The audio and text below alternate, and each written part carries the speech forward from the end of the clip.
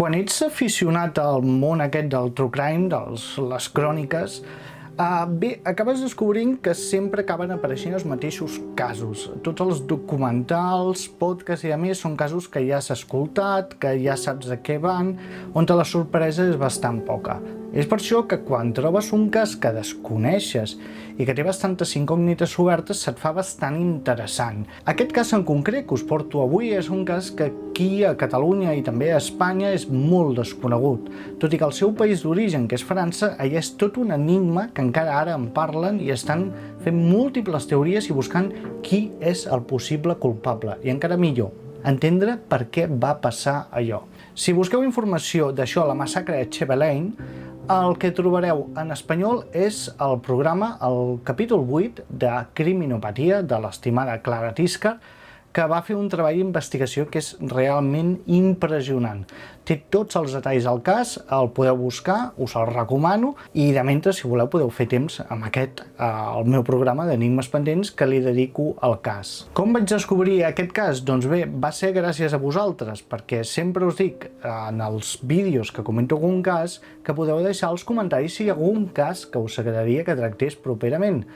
I tinc un comentari que és de la Pítia de Delfos, que em va escriure aquest nom, Chevaline, i jo no en tenia ni idea del que era. És per això que vaig buscar la informació i vaig descobrir de manera sorprenent que en català i en castellà és que no hi havia quasi res d'informació. En canvi, en francès n'hi havia moltíssima. Teniu documentals, teniu podcasts, teniu articles d'investigació, teniu fins i tot una sèrie que li va dedicar al Canal Plus al cas, i mira que ja té anys. Doncs és un fenomen que encara la gent de França es pregunta què cony va passar en aquella carretera. La massacre de Chevaline. Situem-nos, és concretament el 5 de setembre de 2012 i estem situats a França, molt a prop de Suïssa. Podríem dir que estem quasi a tocar dels Alps. Una zona molt tranquil·la, molt rural, on mai passa res. I on mai passa res sempre acaben passant les pitjors desgràcies, també t'ho dic. Situem-nos a una carretera que és poc transitada, però que hi tenim un senyor ciclista que està allà pedalant. Aquest senyor ciclista va pedalant per la carretera tranquil·lament quan l'adelanten diversos vehicles. Per exemple, tenim un cotxe on hi ha una família. Tot seguit passa una bicicleta, un ciclista, però hi ha una particularitat. Aquesta bicicleta és una bicicleta bastant bona, o sigui que s'hi han gastat bastants calés. Què més? Passa un altre cotxe, que és de color gris, i passa un motorista amb casc. Fins aquí tot normal. Aquest senyor, però, li sona el telèfon, contesta el telèfon, és la seva parella, per saber quan torna, coses típiques, però mentre ha vist passar tota aquesta gent. Bé, el senyor acaba la trucada, reprèn la seva ruta i quan ja porta uns metres més es troba en una espècie de zona de descans, com un replà que hi ha a la carretera, un cotxe i la bicicleta que ha vist de molts calés allà tombada. Però és que no només hi ha això, també hi ha gent tombada a terra. El senyor el primer que pensa és que han tingut un accident de trànsit, sigui com sigui, que han anat a parar allà, han xocat i han caigut. I alguns han volgut sortir del cotxe i s'han caigut allà desmaiats.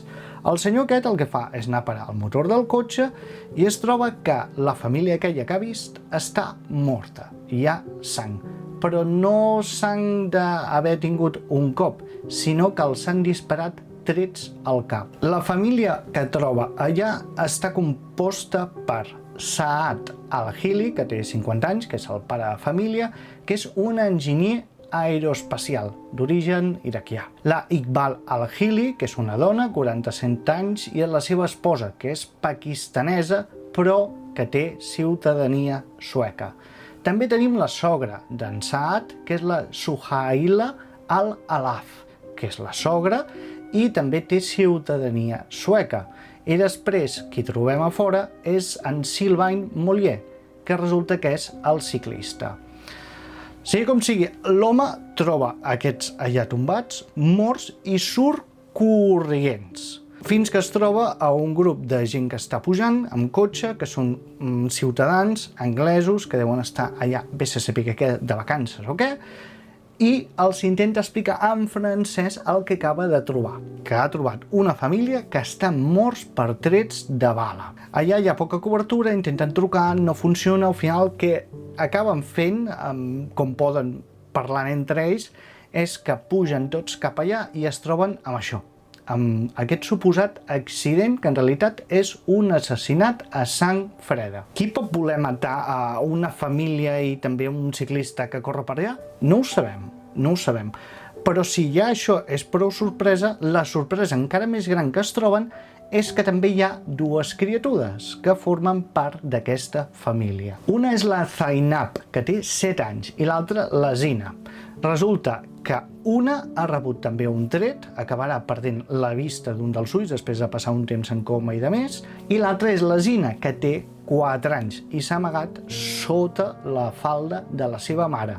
Ha estat allà quieta, sense moure's, espantada. L'acaben descobrint més tard, perquè no dona cap senyal de vida, està allà impactada pel succés, segurament amb una crisi nerviosa, i no reacciona, està allà amagada, callada. Finalment acaba arribant la policia, i la policia es troba amb aquell panorama que costa d'entendre, perquè no és el típic accident, sinó que ha sigut un crim, però un crim enmig de la carretera d'una zona completament tranquil·la. Però aquí comencen a detectar bastantes coses que els crida molt l'atenció. El primer que crida l'atenció, sens dubte, és que no hi ha cap prova, no hi ha absolutament res. Qui hagi atacat a aquesta gent ho ha fet de manera molt professional, molt professional. No només perquè no hagi deixat proves de cap tipus, sinó que a més va cometre el crim, surt d'allà, de l'escena del crim, aconseguint el que suposem que és el seu objectiu. O potser no. Això en parlarem quan parlem de les teories.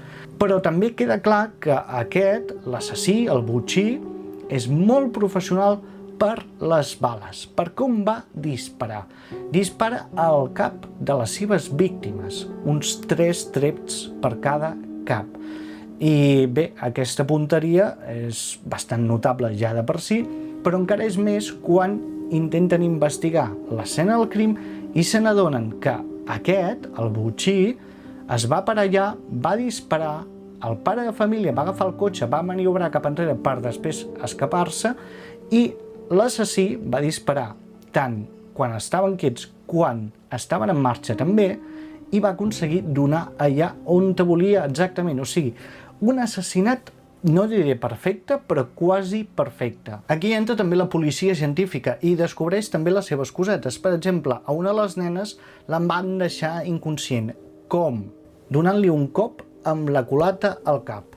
I això serveix per trobar una pista molt important. Al donar el cop es va desprendre un tall de la culata de la pistola. I la pistola no és una pistola qualsevol. Es tracta concretament d'una Luger P06 de calibre 7.65 mil·límetres.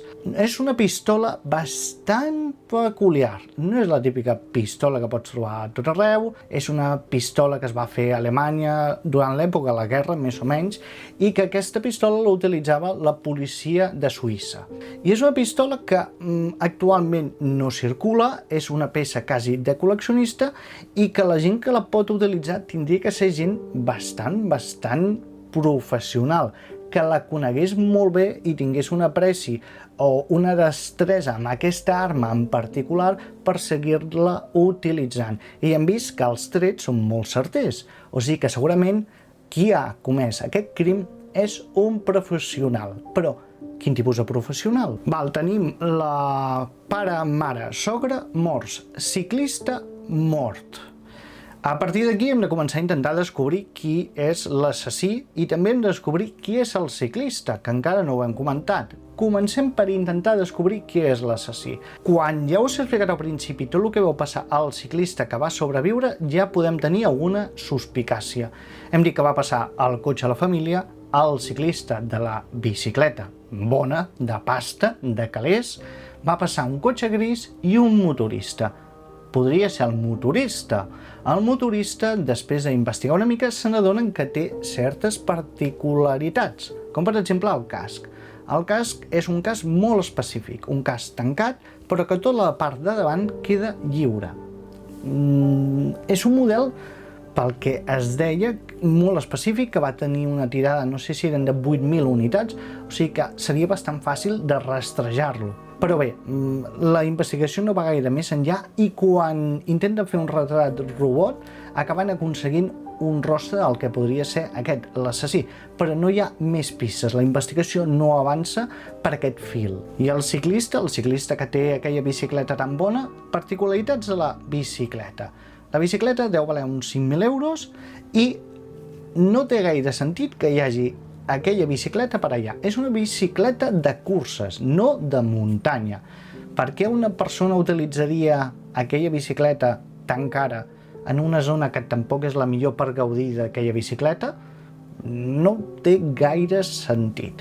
El seu conductor també té les seves particularitats. Pel que es diu, era un faldiller, li agradava bastant amb dones i ara sí que havia sentat una mica al cap, se suposa, amb la seva dona, que la seva dona ve de família molt rica i que també es diu que la família no veia en gaire bons ulls la relació de la seva filla amb aquest ciclista aficionat. També és curiós això, que el ciclista aquest aficionat, potser no ho he comentat, però treballava en una metal·lúrgica, era enginyer. Tractava producte que potser s'havia de ser bastant discret, val?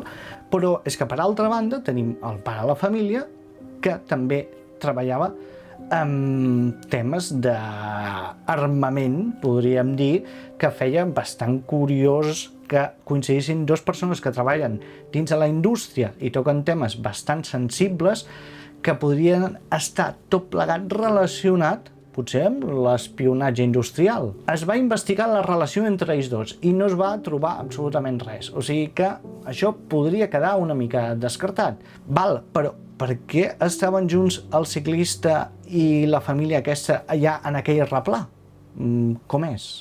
Es van parar els dos per descansar una estona? Per què? Es van trobar casualment? O potser no, es van trobar perquè s'havien citat? Sembla tot una mica estrany, ja que no tenen relació, però bé, i la policia va donar per suposat que la víctima tenia que ser el pare de la família, però i si va ser el ciclista l'objectiu i la família aquella simplement s'hi van trobar, van començar a xerrar a la bicicleta i de més, i quan va venir el botxí es va trobar amb el panorama, havia decidit que els mataria ja i els acaba matant a tots? És una possibilitat que la policia, ja us dic, sembla clar descartat, no s'ha explicat mai per què, però bé, que això ha passat. És una possibilitat. I és que les coses rares no s'acaben aquí, perquè resulta que van a veure la casa de la família aquesta i es troben que en el jardí la policia es troba un objecte que fa que cridin els artificiers. O sigui que entenem que és un objecte explosiu. Però després no se'n parla més del tema, no s'explica per què van venir aquests artificiers i queda tot una mica a l'aire. Què devia passar? Tampoc s'ha acabat mai d'esclarir això. Però és que recalculem encara més les coses. I si l'assassí, el botxí, era una persona pagada, simplement, i el que va fer era matar a un lloc d'aquella carretera a un ciclista i es va equivocar entre un ciclista i l'altre, també és una possibilitat. I el pare de família, per què el tindrien que voler matar? No tenim cap motiu aparent, sembla que no tenia problemes amb gaire gent, sí que tenia una relació freda amb el seu germà. Venien d'una família que tenia bastants calés, que també va xocar bastant amb el govern del seu país i de més, però tots dos tenien bastanta pasta, no eren uns morts de gana ni molt menys, però resulta que també hi havia uns calés a Suïssa que estaven en disputa entre aquests dos germans. Podria haver volgut el germà matar-lo per quedar-se amb aquests calés? Bé, això també va quedar descartat per la policia, van interrogar el germà i de més, van descobrir que tenia això una relació freda, però que en cap cas tenien cap pista que apuntés que l'altre germà hagués contractat això, o un assassí per matar el seu germà. És més, si el que patia era pels calés, aquest germà hauria matat també a les filles, però les filles sembla que no va haver-hi intent de matar-les. Entenem. O sigui que això també podria quedar bastant descartat. O sigui que què ens podem agafar? Coses fermes, coses que puguem dir aquí hi ha alguna on agafar-se. Només ens queda clar una cosa, que l'assassí era un assassí professional, o com a mínim tenia experiència amb armes, i bastant completa, perquè ja us dic que va buidar 2 vegades el carregador amb les bales que es van comptar i de més, i casquets. Sí que era un tio que tenia punteria, sabia manejar una arma, l'arma ja us dic que és bastant peculiar, o sigui que té que ser una persona bastant familiaritzada de fa temps amb això, o sigui que aquesta persona o era un assassí professional o tenia experiència dins de l'exèrcit o dins el camp policial, però alguna experiència bastant competitiva tenia. És més, a través del retrat robot van investigar gent que hagués passat per la zona, o sigui, gent que portés el mòbil en aquell moment i que estigués per aquella zona triangulant mòbils i a més, ja ho sabeu. Van trobar diverses persones, com és lògic i normal, perquè per molt que fos una zona de passeig i de més, allà acabava passant bastanta gent. És més, no us ho he comentat, però la família aquesta és que estava de càmping a una població allà al costat i van decidir agafar el cotxe per anar a passejar, que era això a primera hora a la tarda, podríem dir. Curiós. Bé, rastregen els mòbils i què es troben? Doncs que l'única persona que podria encaixar amb el perfil que estaven dibuixant ells és a un policia que l'acabaven de fer fora del cos policial i que era col·leccionista d'armes. Tot apuntava cap a ell, però quin motiu tenia per matar aquesta gent? I de més, i és més, com podia saber que en aquell moment aquella gent passaria per allà? És que l'assassí era una persona que per nassos tenia que seguir la pista de qui fos la víctima, ja fos la família o fos el ciclista, perquè era molta casualitat trobar-se aquella gent per allà, perquè ni la família ni el ciclista tenien previsió de fer-ho. Va ser uns, anem a fer un passeig perquè volem, ningú estava al tanto d'això, i l'altre que també va decidir, vaig agafar la bicicleta a fer uns quilòmetres. O sigui, era algú que els estava seguint, això queda clar. Però clar, seguia a un o seguia a l'altre, perquè els va acabar matant a tots, i més allà, no hi havia un altre lloc on matar fos a uns o als altres. I és aquí on apareix també la teoria d'un assassí, un llop solitari, que simplement va anar per allà i va decidir matar el primer que es trobés. També semblaria una mica estrany, no li veig gaire sentit anar per carretera, parar-se allà i començar a disparar a aquesta gent, perquè sí. Que ja sé que els assassins solitaris, la particularitat que tenen és que és això, fan atacs indiscriminats, però normalment ho fan en llocs on hi ha bastanta gent per cridar l'atenció, no ho fan en un lloc bastant solitari. Això contra una família i un ciclista no li acabo de trobar el sentit tampoc. O sigui que tenim un cas on quasi no hi ha pistes, no hi ha cap pista ferma que pugui fer decantar la teva opinió cap a un lloc o cap a l'altre.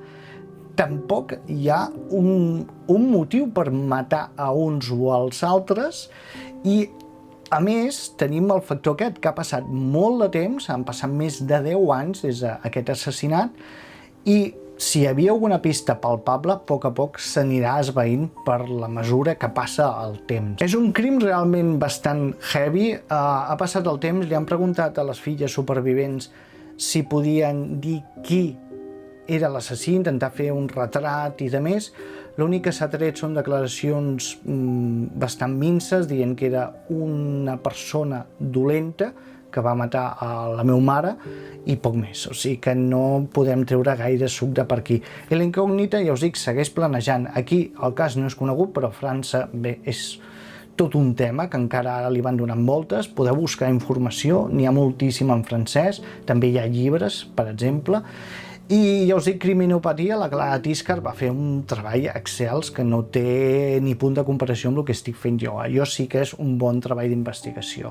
El cas m'ha fascinat, no el coneixia i espero que us hagi agradat. Si us ha agradat ja sabeu que no costa res deixar-me algun comentari aquí sota, per exemple dient que us ha agradat més o fins i tot dient quin cas us agradaria que toqués pròximament. I també recordeu que us podeu subscriure al meu canal, marcar que us agrada, que no costa absolutament res. Ens veiem properament amb un altre cas per descobrir, per intentar esbrinar què ha passat aquí, Enigmes Pendents.